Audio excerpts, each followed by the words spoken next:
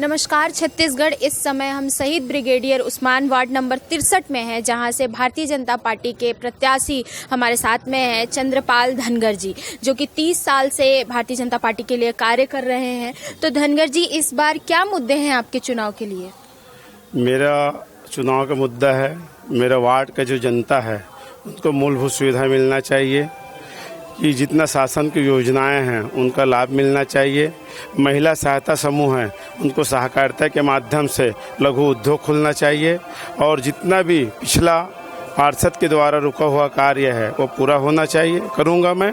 और जैसे कि हर समस्या, कुछ समस्या कहीं नाली का, कहीं रोड का, कहीं लाइट का, कहीं पानी का, उसको तत्पर से मैं हल करूँगा और मेरे वार्ड को स्वच्छ और सुंदर बनाऊँगा।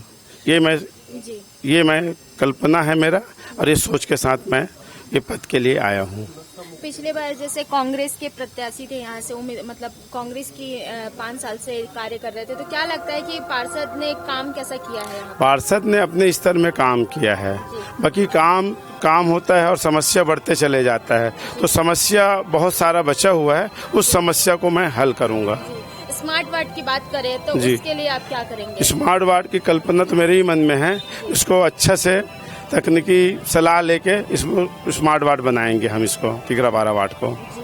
जनता से क्या कहेंगे, जो आपके वार्ड की जनता है, वार्ड नंबर 63 की, उनसे क्या उम्मीद? जनता, हमारा पिछड़ा क्षेत्र है, बैकवर्ड एरिया कहलाता है, शिक्षा के स्तर में बढ़ाऊंगा, और नशा मेरा मेन उद्देश्य है, हमारा वार्ड नशा मुक्त हो, हमारे युवाओं नशा में सब कुछ सम्मिलित है वो दूर हो, हम ये संदेश देंगे, कार्य करेंगे।